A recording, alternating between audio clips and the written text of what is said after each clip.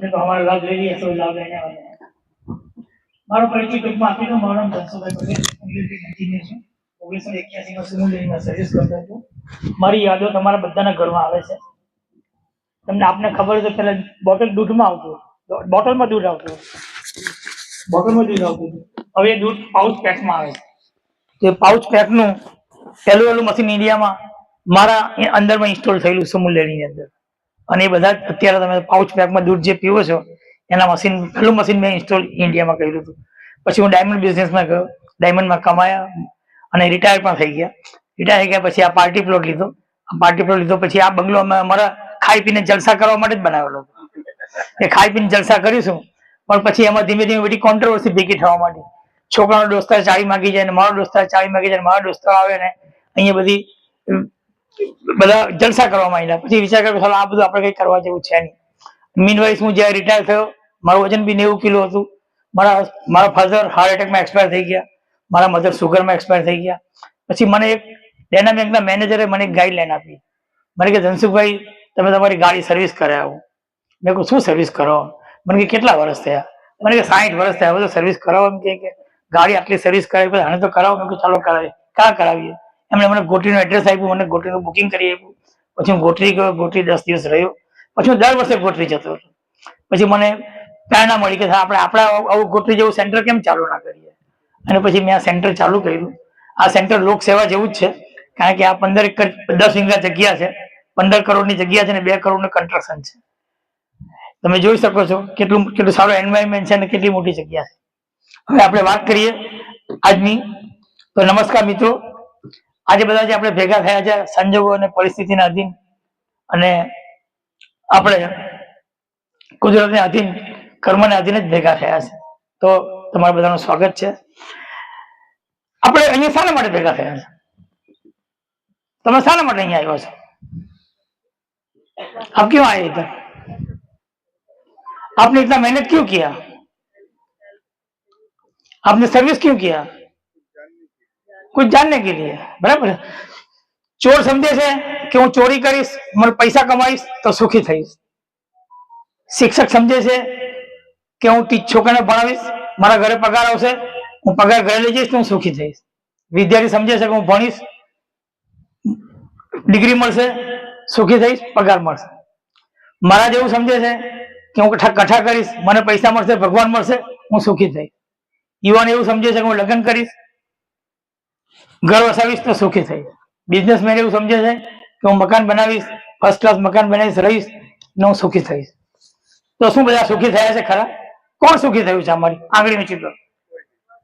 કેમ કોઈ સુખી જ નથી થયું? તકલીફમાં છું. મારા હિસાબે સુખના 5 ભાગ છે. સુખને 5 ભાગમાં વહેંચી શકાય. પહેલું સુખ છે નિરોગી કાયા, બીજું સુખ છે શક્તિ, ત્રીજું છે આનંદ, ચોથું છે જ્ઞાન અને 5મું છે પ્રેમ. આપણી જે કઈ બી નિરોગી કાયા છે એ આપણને દવામાંથી મળે છે, શક્તિ આપણને ભોજનમાંથી મળે છે, આનંદ આપણે લઈએ છીએ પૈસામાંથી, જલસા કરવામાંથી, ફરવામાંથી, જ્ઞાન લઈએ છીએ પુસ્તકોમાંથી અને પ્રેમ શોધીએ છીએ આપણે સગા સંબંધી અને આપણા પાત્રોમાંથી. તો શું આ બધાને મળ્યું છે ખરું? કોઈને નથી મળ્યું. આજે આપણે ફક્ત ને ફક્ત એક જ વાત કરવાની છે કે નિરોગી કાયા. બધા જ લોકો નિરોગી કાયા સમજે છે કે મારી કાયા નિરોગી થવી જોઈએ. તો શું બધાની કાયા નિરોગી થઈ છે? નિરોગી કાયા લોકો શાના માટે શોધે છે? નિરોગી કાયા લોકો દવામાંથી, ઇન્જેક્શનથી, ડોક્ટરથી અને હોસ્પિટલમાં શોધે છે. તો શું નિરોગી કાયા બધાને મળી છે ખરી? દવા, ઇન્જેક્શન, પાવડરથી બધાની કાયા નિરોગી થઈ છે ખરી? કેમ નથી થઈ? કારણ શું? કેમ દવા વધતી ગઈ, હોસ્પિટલો વધતી ગઈ, દવાના સાધનો વધતા ગયા, દરેક વસ્તુ વધતી ગઈ, પણ આપણને નિરોગી કાયા મળી નહીં. તો શું તમને દવામાંથી નિરોગી કાયા મળે છે ખરી? હા કે ના? મળે છે? માર્કેટમાં ઘણા બધા આવી ગયા. એલોપેથિક ડોક્ટર આવી ગયા, આયુર્વેદિક આવી ગયા, હકીમો આવી ગયા, યોગી બાબા આવી ગયા, માછલીવાળા બાબા બી આવી ગયા, માછલીમાં દવા નાખે મોની અંદર. ઝાડુવાળા બાબા બી આવી ગયા, કેટલા બધા બાબા આવી ગયા. તો શું કોઈથી રોગ સારો થયો ખરો? દરેક ડોક્ટર કે દરેક જે કોઈ બી આવી ગયા તે બધાએ રોગ ભગાવવાની વાતો કરી, પણ કોઈ માણસ એવો નહીં આવ્યો કે જેને રોગ મટાડવાની વાત કરી કે રોગ ક્યાંથી પેદા થાય છે, કેમ પેદા થાય છે, શાને માટે પેદા થાય છે, શું પેદા થાય છે, એવી કોઈ વાત જ નહીં કોઈ કરી. શાને માટે નહીં કરી? તો કેમ રોગ આપણને જ થાય છે? રોગ માણસને જ કેમ થાય છે? સુગર, પ્રેશર, કોલેસ્ટ્રોલ, માણસને જ કેમ થાય છે? કારણ શું? વિચારવું તો પડે ને. બજારમાં અને આપણી આજુબાજુમાં કેટલા પંખીઓ, પશુઓ, કેટલા જાનવરો છે. શું એ બધાને પ્રેશર, કંટ્રોલ, કોલેસ્ટ્રોલ થાય છે? શું વાંદરાના ચશ્મા આવે છે? આવે છે વાંદરાના ચશ્મા? હાથીના ઘૂંટણનું ઓપરેશન કરવું પડે છે? બકરીની કિડની ફેલ થાય છે? ગાય ભેંસને ડાયાલિસિસ કરવું પડે છે? સિંહ દોડતો હોય અને એને એટેક આવે છે? નહીં. કેમ? કારણ શું?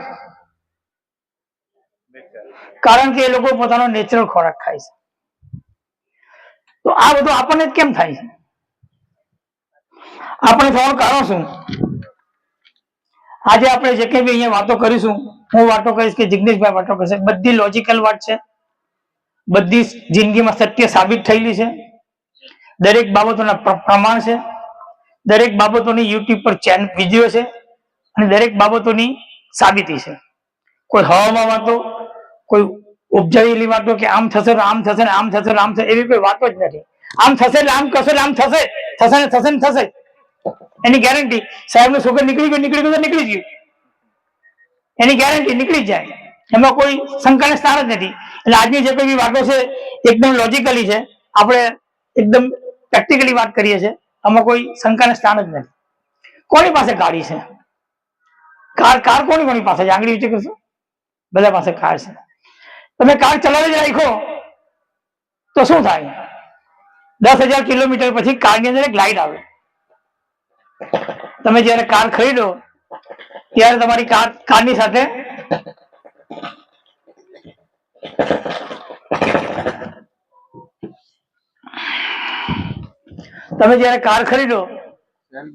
ત્યારે તમારી કારની સાથે એક મેન્યુઅલ આવે છે.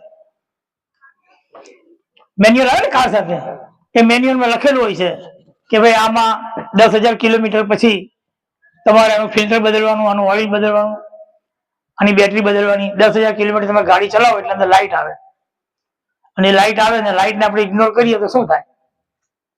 ગાડી ચાલ્યા કરે, પછી ધીમે ધીમે આંચકામાં એનું બંધ થઈ જાય. આપણી જિંદગી સાથે બી આવું જ થાય છે. આપણી ગાડી ચાલ્યા જ કરે, આપણને ખજવાળ આવે, માથું દુખે, પેટ દુખે, ઊંઘ નહીં આવે, વજન વધી જાય, વજન ઘટી જાય, પણ આપણે કઈ ધ્યાન જ નથી આપતા. કારણ કે ભગવાન આપણને મેન્યુઅલ આપ્યું જ નથી. શું ખાવું, ક્યારે ખાવું, કેટલું ખાવું, શાને માટે ખાવું, કેટલા વાગે ખાવું, કયું ખાવું, શું ખાવું, એવું મેન્યુઅલ જ આપણી પાસે છે નહીં. એટલે મેન્યુઅલ નથી એટલે આપણી પાસે કોઈ લિસ્ટ નથી. એટલે આપણે ગમે તેવું ખાઈએ છીએ, ગમે ત્યારે ખાઈએ છીએ. એટલે માણસ કેટલી ખરાબ પરિસ્થિતિમાં ખાય છે. માણસ તળીને ખાય, માણસ શેકીને ખાય, માણસ બાફીને ખાય, માણસ રાંધીને ખાય, માણસ વાસી ખાય, માણસ સાપ ખાય, માણસ ઉંદર ખાય. માણસ શું નથી ખાતો? માણસ બધું જ ખાય. જ્યારે પ્રાણી જગતમાં એ લોકો પોતાનો ખોરાક કોઈ છોડતા જ નથી. દરેક માણસો પોતાને જે કઈ કુદરતે નક્કી કરેલું છે એનો ખોરાક છોડતા જ નથી. અત્યારની આપણી રેગ્યુલર લાઈફમાં શું થાય છે? આપણને કંઈ પણ તકલીફ થાય એટલે આપણે ડોક્ટર પાસે જઈએ, ડોક્ટર આપણને રિપોર્ટ કરાવે, ડોક્ટર આપણને દવા આપે કે ભાઈ આ દવા લો, મહિના પછી બતાવી જજો. મહિના પછી જઈએ તો ડોક્ટર પાસે કે આ દવા તમે રેગ્યુલર રાખજો, જિંદગી સુધી ચાલુ રાખજો. આ દવા હવે તમારે જિંદગી સુધી રાખવાની, જ્યાં કે મરી જાવ ત્યાં સુધી. એ શું બતાવે છે? તો શું રોગ દવાને સારો કરે છે? શું દવાથી રોગ સારો થાય છે? આપણે આપણી જિંદગીની ઘણી બધી કમાણી દવા પાછળ અને રોગ પાછળ જ જાય છે. અમારી કેટલા વ્યક્તિ એસઆઈપી કરે છે? આંગળી ઊંચી કરે. કેટલા વ્યક્તિ એસઆઈપી કરે છે? એસઆઈપી કોણ કરે છે? તમે એસઆઈપી કરો છો. તમે એસઆઈપી શાને માટે કરો છો? દર મહિને થોડા પૈસા રોકો એટલે લાંબે ગાળે તમારી જિંદગીમાં કામ લાગે. બરાબર ને? એટલા માટે તમે એસઆઈપી કરો છો. હવે તમારે એસઆઈપી કરવાની નથી. તમે અહીંયા આવી ગયા પછી, મને સાંભળ્યા પછી તમારે હવે એચઆઈપી કરવાની, हेल्थ इन्वेस्टमेंट प्लान. थोड़ा थोड़ा करिए और ज्यादा पाइए. सबको बताए हेल्थ इन्वेस्टमेंट प्लान करवाना है. થોડું થોડું સમજો, આગળ જાઓ, બચત કરો અને આગળ વધો. થોડું થોડું સમજો, બચત કરો અને આગળ જાઓ. તો ધીમે ધીમે જેવી રીતે એસઆઈપી માં લાંબે ગાળે સૌથી મોટી મૂડી થાય છે, એવી રીતે એચઆઈપી માં બી સૌથી મોટી મૂડી થશે. આમ આપણે બજેટ જોવા જઈએ તો પ્રાણી જગતમાં સૌથી વધારે બુદ્ધિશાળી માણસ છે. માણસે શું નહીં કર્યું? માણસે બધું જ કર્યું. રોડ બનાવ્યા, રસ્તા બનાવ્યા, હેલિકોપ્ટર બનાવ્યા, પ્લેન બનાવ્યા, ગાર્ડન બનાવ્યા, નેચરોથેરાપી સાધન બનાવ્યા. શું નહીં કર્યું? માણસે પોતાની સુખ સગવડ માટે બધું જ કર્યું, પણ એ માણસને સુખ મળ્યું નહીં. સામે માણસ ભગવાનની સામે પડવાનો છે. હજુ પણ માણસ હાથ પગ બનાવી શક્યો નથી. હજુ પણ માણસ લોહી બનાવી શક્યો નથી. હજુ પણ માણસ હાર્ટ બનાવી શક્યો નથી. હજુ પણ માણસ લીવર બનાવી શક્યો નથી. ભગવાન જેટલું આપે છે એટલું જ પાછું લે છે. તમારું જન્મ વખતે જેટલું વજન હોય એટલું વજન તમારી રાખનું થાય છે. સત્ય હકીકત છે. તમારો જન્મ થાય, તમે ધીમે ધીમે ચાલતા થાવ, ધીમે ધીમે લાકડીની ટેકે ઉભા થાવ, ધીમે ધીમે દોડતા થાવ, પછી ભગવાનની સામે પડો એટલે ભગવાન તમારી સામે પડે. તમે ધીમે ધીમે લાકડીની ટેકે આવી જાઓ, ધીમે ધીમે પલંગમાં આવી જાઓ, ધીમે ધીમે પથારીમાં આવી જાઓ અને જય સિયારામ થઈ જાય. જેટલું વજન આવ્યું હોય એટલું જ વજન ભગવાન પાછું લઈ લે છે. ત્યારે સામેની દુનિયામાં જે બધા માણસો જીવે છે એ બધા કેવા જીવે છે? કોઈ પણ જાતનો રોગ નહીં, કોઈ પણ જાતની તકલીફ નહીં, કોઈ પણ જાતની પરેશાની નહીં, અને એ લોકો કેવી રીતે શાંતિથી જીવે છે અને કુદરતના સાનિધ્યમાં જીવે છે. જંગલમાં એક ઝાડ હોય સફરજનનું, એ ઝાડ નીચેની બકરી પસાર થાય તો શું કરે? ગાય પસાર થાય તો શું કરે? નીચેનું જે ઘાસ હોય લીલું લીલું ખાઈને ચાલી જાય. ત્યાંથી હાથી પસાર થાય તો શું થાય? ઉપરના પાંદડા ખાઈને ચાલ્યો જાય. ત્યાંથી વાંદરો પસાર થાય તો શું કરે? ઉપર એક સફરજન તોડે અને ચાલ્યો જાય. ત્યાંથી સિંહ પસાર થાય તો શું થાય? ઉભો રહે, જોઈ એનો શિકાર જોઈ, શિકાર આવે, શિકાર